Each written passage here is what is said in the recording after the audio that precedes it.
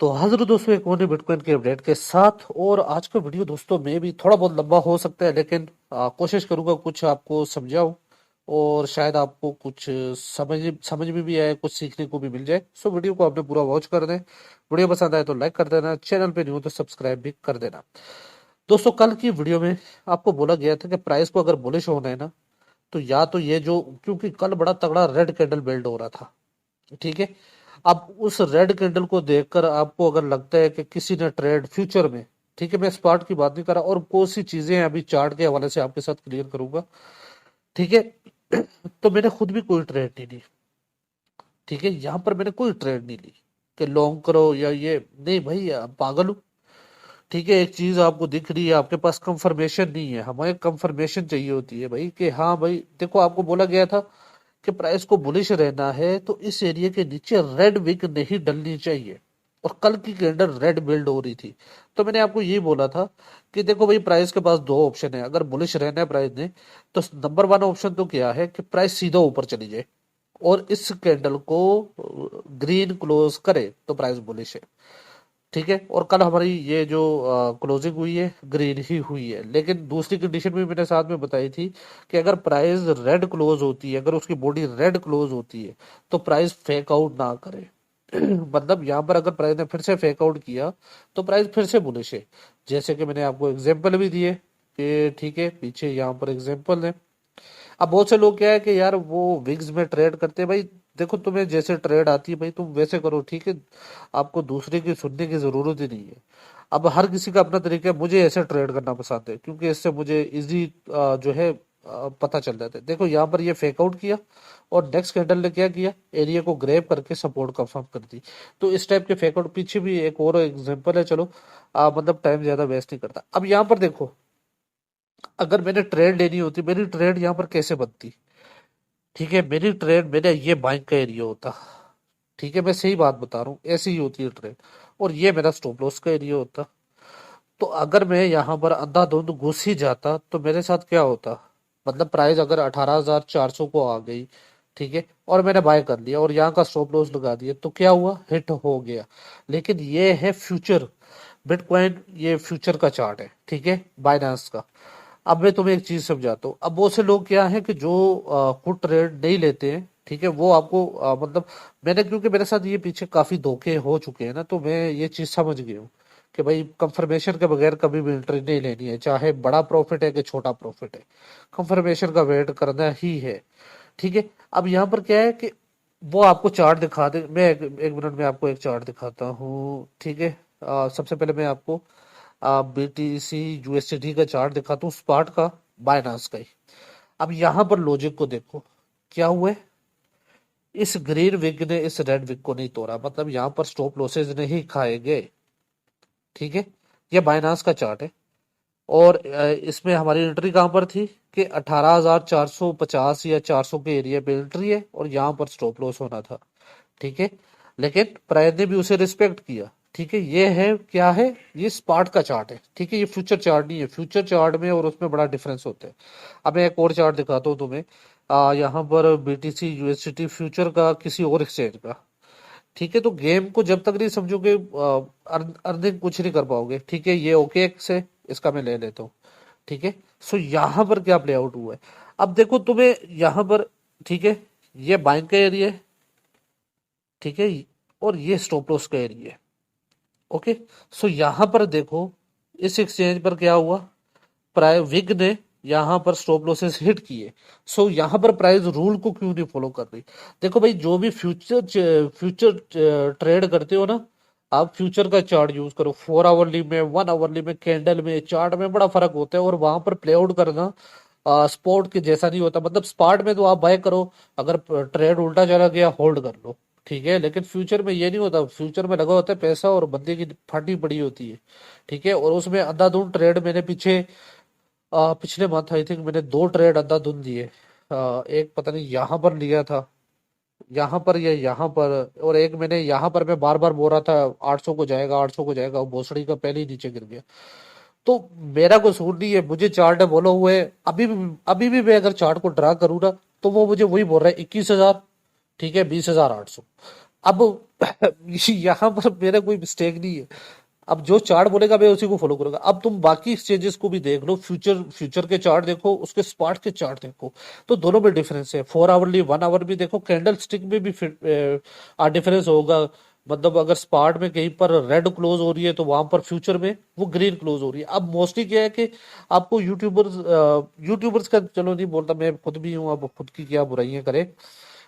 चलो वैसे ही मैं एग्जाम्पल के तौर पे समझा देता हूँ कि आपको यही बोला जाता है। अब कल अगर मैं आपको बोल देता कि भाई यहाँ पर बाय करो, यहाँ पर स्टॉप लॉस लगाओ, तो आज फिर मेरी माँ बहन एक हो जानी थी, क्योंकि स्टॉप लॉसेस हिट हो जाने थे। तो इसीलिए मैं बोल रहा था कंफर्मेशन का वेट करना है। चाहे एंट्री लेट मिले, चाहे आपसे कुछ हिस्सा मिस हो जाए, होने दो, लेकिन जो हिस्सा रहता है भाई उसमें कम से कम तुम्हें पता तो हो ना तुमने ट्रेड क्या लेनी है। ठीक है। अब यहाँ पर क्या लॉजिक है, ठीक है। अब दूसरी चीज, अब प्राइस का आगे का क्या सीन है, देखो भाई। यहाँ पर क्या है कि एक और चीज समझा देता हूँ। बहुत से लोगों ने यहाँ पर ऐसा ट्रेंड लाइन ली हुई है ना, ठीक है। तो देखो यार, यहाँ पर कोई मुआवजा या फाइट करने वाली बात नहीं है, ये गलत ट्रेंड लाइन है, ठीक है। यहाँ से कोई ट्रेंड लाइन नहीं बनती है। बेतुकी ट्रेंड लाइन ले रखी है। अब शायद वो उनके लग रहा हो कि ठीक है भाई प्रॉपर काम कर रही है, तो भाई प्रॉपर काम करे या ना करे, लेकिन ये ट्रेंड लाइन गलत है, ठीक है। अब इसे मैं इधर उधर खींचूं, ये गलत है ना। तो ये एक ट्रेंड लाइन है, ठीक है, इसका लॉजिक बनता है। और ये आई थिंक ये एक लॉजिकल ट्रेंड लाइन है। चाहे अब ये गलत है, मतलब इसको प्राइस इसके ऊपर जा रही है, नीचे आ रही है, लेकिन ये ट्रेंड लाइन ठीक है, मुझे ये कंफर्म है, ठीक है। ये ट्रेंड लाइन ठीक है। चाहे ये प्राइस इसके ऊपर निकले, नीचे घुसे, जुधर भी घुसे, लेकिन ये ट्रेंड लाइन ठीक है। दूसरी चीज, अभी के लिए नेक्स्ट क्या है, ठीक है। अभी के लिए भाई ये जो एरिया है आपका सपोर्ट का है, लेकिन प्राइस ने यहाँ पर ये जो विग है ना, ये आपको कुछ बता कर जाती है। अब प्राइस की क्या है, देखो प्राइस ने अगर आपको फिर से खाना हुआ ना, तो इसके पास बहुत बड़ा एरिया आ चुका है। ये जो सारी विग है ना, ये सारा उसका एरिया है। ये एरिया है। यहाँ तक कि वो स्टॉप लॉसेस खाने की ताकत अब रखती है, क्योंकि यहाँ पर एक एरिया बिल्ड कर दिया गया है इस बुलिश कैंडल की वीक में। मतलब अब प्राइस अगर नीचे रेड विक भी डालते हैं ना, अगर मान लो यहाँ तक भी डाल दे, तो यहाँ तक के स्टॉप लॉसेस वो खा लेगा, क्योंकि उसके पास एक रीजन बिल्ड हो चुके हैं कि भाई हाँ ये विक बड़ा है, इसके नीचे लगाओ स्टॉप लॉस। तुम्हें किसने बोला कि यहाँ पर लगाओ, ठीक है। तो ये अब सारा गेम होता है इसी तरह।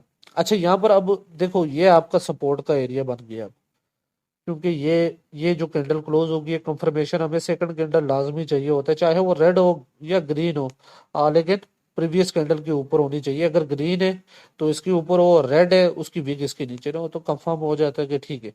अच्छा जी, अब प्राइस का आगे का टारगेट क्या है मेरे पास, देखो अब भाई अभी भी मेरे पास वही एरियाज है, ठीक है। अब मैं भी, कुछ लोग कहेंगे यार फिर से वही, प्राइस ने पिछली बार हिट नहीं किया, लेकिन उस टाइम भी यही एरियाज थे, 21,100, 20,800। अभी भी मेरे पास वही एरियाज हैं। अभी के लिए प्राइस का रिजेक्शन का एरियाज कौन से, देखो भाई प्राइस को रिजेक्ट तो 20,400 या 560 के एरिया से होना था। लेकिन क्या हुआ है कि 4 आवरली में ठीक है प्राइस ऊपर निकल गए, ठीक है। ये एरिया जो था इसका ना, यहाँ पर इसे रिजेक्शन लेना था 20,500, 550, 60 के एरिया से, ठीक है। और उसके बाद इसे करेक्शन करना था, लेकिन ठीक है प्राइस, क्योंकि या तो लिक्विडेशन का गेम है या जो भी है, ठीक है, प्राइस ऊपर निकल गया। अभी के लिए प्राइस का रिजेक्शन का जो एरिया है, वो इसका टॉप ही है, ठीक है। उससे पहले अगर आता है तो अच्छा है, 20,300 के एरिया रेजिस्टेंस के एरिया, यही इसका टॉप।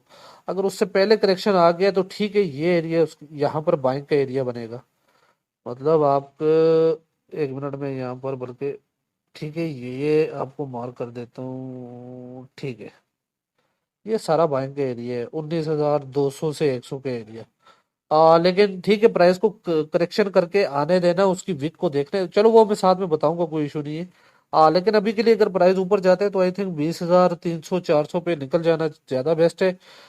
लेकिन अगर यहाँ पर भी इसने रिजेक्शन नहीं लिया है, तो ये इसका फाइनल एरिया है, ठीक है। यहाँ पर ये लाजमी से रिजेक्ट होगा, क्योंकि ये वीकली वीकली में ये एरियाज बिल्ड हो रखे हैं, ठीक है।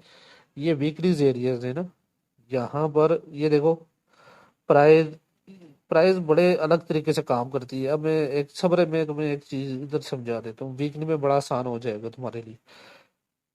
ये एक ट्रिक होती है इसकी भी, ठीक है।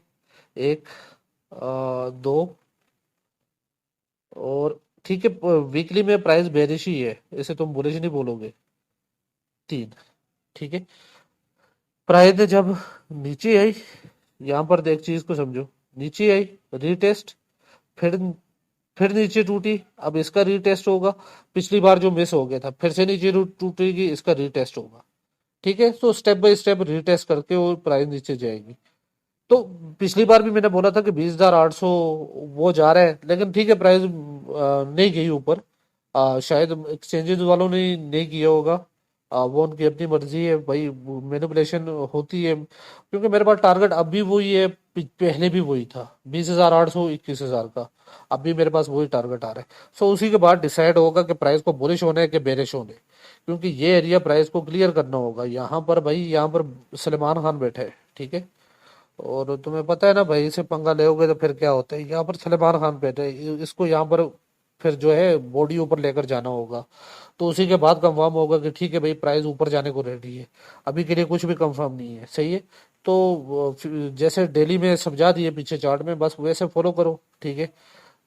तो मिलता हूँ नेक्स्ट वीडियो में दोस्तों, ख्याल रखिएगा, गुड बाय।